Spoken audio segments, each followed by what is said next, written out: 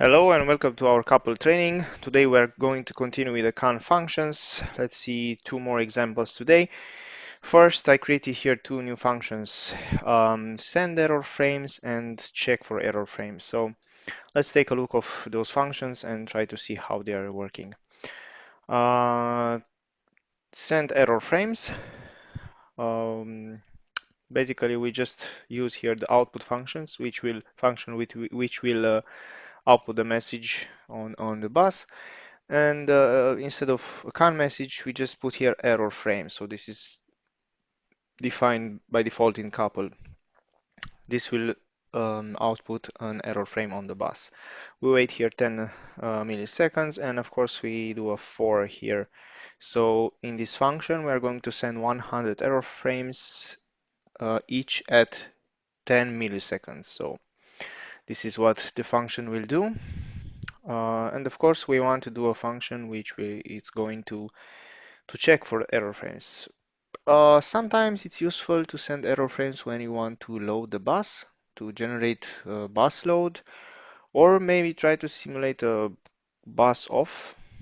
Maybe it's a little bit hard, but it's a kind of a bus off. It's not exactly the perfect bus off.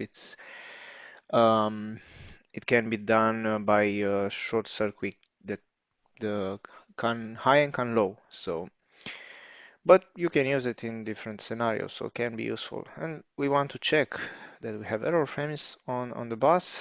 We use the error frame count property for the CAN1. I'm going to send it on CAN1. Maybe here it's good to put set bus context to be sure that it's sent on the correct CAN. But if it's CAN1, I think by default it will send on the CAN1. But if you want to check for the CAN2, you need to set here get bus context and set bus context to CAN2. So to be sure that that you are sending on CAN2.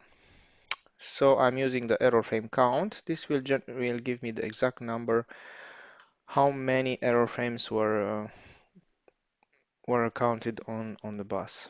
And here I put the number greater or equal than. Check error frames. I put here the test step passed if it's passed, and I put here the count to see in the report how many errors we have on the CAN. And I put here a test wait for timeout. Okay, so let's create a test case here. I'm going to create a new test case and say send error frames. Okay, I'm going to use the first function.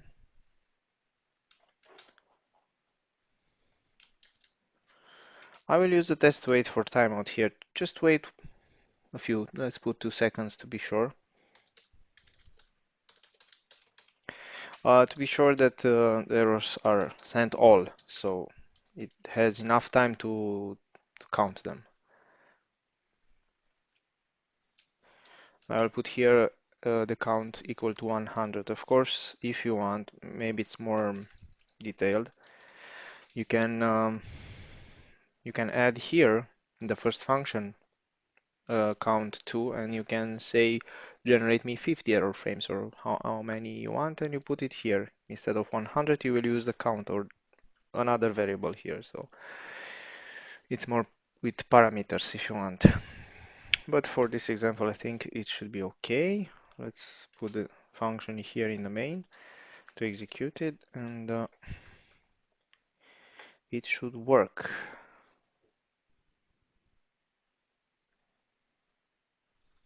Let's try the comfort trace and start the test. You can see here we have error frames on the bus, and the test case is passed. If I check the report, I can see here each error frame was sent, and I get exactly 100 error frames. So it has enough time to count them all.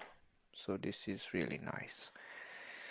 Okay, this is the first example what I wanted to show you. And the next we are going to discuss about how to to check the cycle time on CAN. Okay, we have, let's see here the trace. For example, we have here the console. It has the cycle time 20 milliseconds, and console 2 it has 50, 500 milliseconds. So let's check the cycle time for those two messages. Okay, we are going to use the function. I will show you here the function. The name it's a little bit hard to find. So this one it's check start message absolute cycle time violation. The name is really crazy, but yeah, I don't know why they put this stupid name or long name. But yeah, we need to stick with it in CAPL. You have a easier way in VT Studio. You can check the example on the other training if you want. But if you're using CAPL, you need to stick with this function. Okay, and create message time violation. This one we're going to check. You can see here it has a lot of function syntax, 30 forms, so crazy. But you need to just take your um, just one, what you need, and that's enough. You have it's very useful. The example from the end, it's useful here. I just usually just copy this example and put it in my function. So I think this we are going to do too now. Just a little bit to check. Um, okay. So what form we are going to use? We have here observed message, message ID, char, message name, the message. So it depends of the type of the message you give. You can put the message ID or the message directly from the database or just the name of the message as a char. And of course, you can use this function on Ethernet. You can see here Ethernet port ID. Um, if you want to use it on Ethernet PDUs, so you need to specify the port, because if you're not going to specify the port, it won't work. So just as an heads up here. And we're going to use the function, I think this one. No, without the callback. Um, Never mind. I won't use the callback. The callback, I don't know what is the callback. You have here explained everything. In simulation, no, this parameter has to be set. In test modules, this parameter it's optional, so you can just skip this because we are in a test module, so we don't use it. So yeah, we can use the first form. We put a message and the duration, minimum, maximum cycle time, and maximum cycle time. So let me just create here a new test function. It didn't put it over there. And put this name to it. And I honestly prefer to just copy the example from here because it's exactly what we're going to use. I will just put the example here. I need to define this check ID as an int.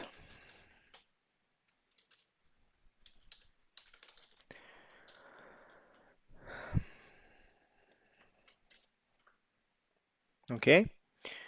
So here, what we are going to do.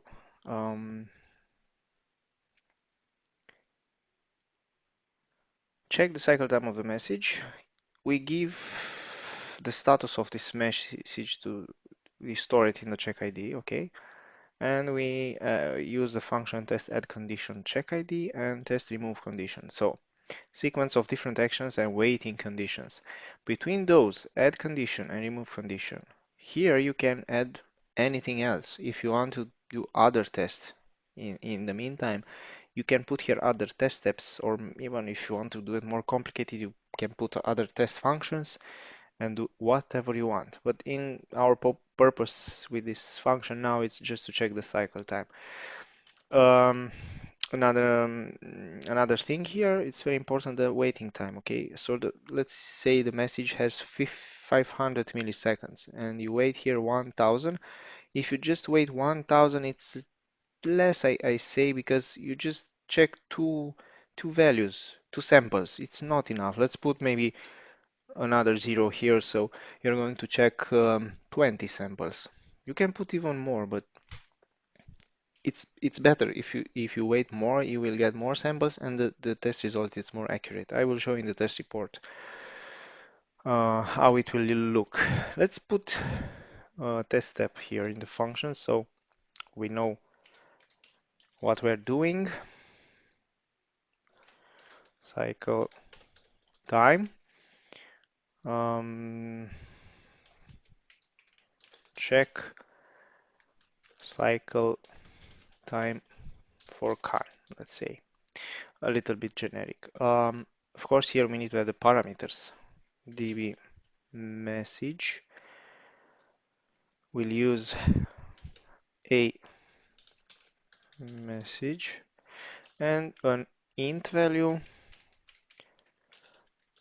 for cycle time. We need to put here the message. The first parameter, if you remember, it's the message, and here is the minimum and maximum. Here they suggest 90 and 110 because they are checking for 100 milliseconds cycle time. The idea is minus 10% and plus 10% of the value of the cycle time. This is the boundary value, so it's good to check to give a little permission, okay? Plus minus 10%. So I will just do a math thing here. 0.9 multiplied with cycle time. It's the easiest way. So,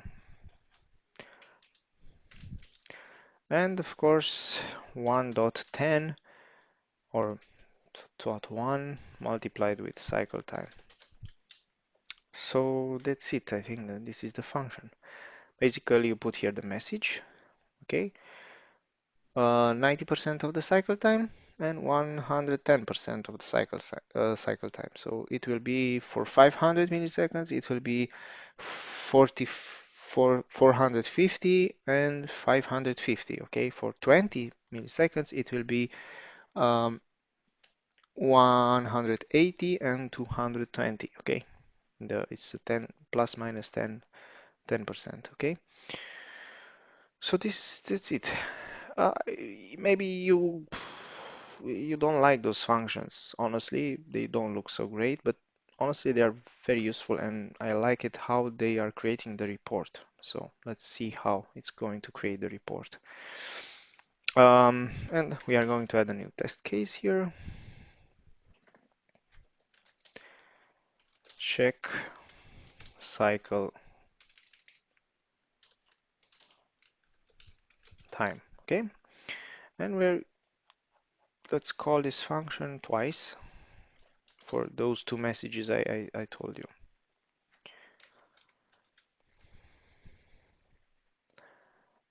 We put a message here. The first one will have 20 milliseconds. Console 1, okay, I can just drag it here. Be careful to put it exactly where it belongs. And the next one will be for console 2, and we have 500. Um, so this test will check, first time we'll wait 10 seconds and check the cycle time of this message. And in second time it will wait another 10 seconds and we'll check the cycle time for this message. And if you can add all the messages here like this in this test case. If you want to be more quick, more short, to do it more quickly, you can add here in this function, you can add all the messages here. So basically um, you call here, you copy paste this function for every message. You create a check ID for every message. So you do it, you put them all here 10 times or how many messages you have, and you just execute it once. But in this case, you have a lot of line of codes here, and yeah. But you will check, the CAPL has this possibility to check the cycle time in the same time for all the messages, because this is in a runtime environment and it will do so. But to keep it simple, just use it like this, okay? And I will copy here the function. Let's comment this out. And it should work. Let's see how is the cycle time measured. We wait to have the con messages here, and let's hit play. We'll need to wait 20 seconds because this is the time I put in the function. First time 10 seconds for the first message and another 10 seconds for the second. So we can see here we're still green, so we are good. You don't have any here in the observer. We have only the wait. But what I want here, it's very nice in the test report. I want to show you. So this is the first check, cycle time absolute. You have here the details, the message, you have the name of the message, the ID of the message, the minimum cycle time you can see, minus 10%, 80 milliseconds, and 22, sorry, I said 180, I was thinking at 200 milliseconds, no, it's 80 and 22, okay? Um, Number of samples, if you wait 10 seconds, you get 500 samples, okay? Minimal measured, you can see we have 19.1 and 20.8, so it's good that we have this interval. And here you have the samples distribution of measured times. You can see we have 7 samples in between here, 42 between here. Most of them are here, okay? It's perfect, 300 samples, and you can see we are good. It's perfect. It's exactly what we want. And here it's again, we have the cycle time, the minimum and maximum, and the samples. You can see we have only 20 samples because you just divide 10,000 at 500. So then we can see the distribution of measure times for this message too. Here it's more accurate, so it's more close to the. I think it depends of the value of the cycle time because here you have a lot of frames sent because they are sent at 20 milliseconds, and here are less frames, so it's more accurate, more exactly sent. But this is how you need to check the cycle time. I think it's the best way, and I like it very much how it's distributed here in the test report. So thank you for watching, and see you in the next video. Don't forget to subscribe.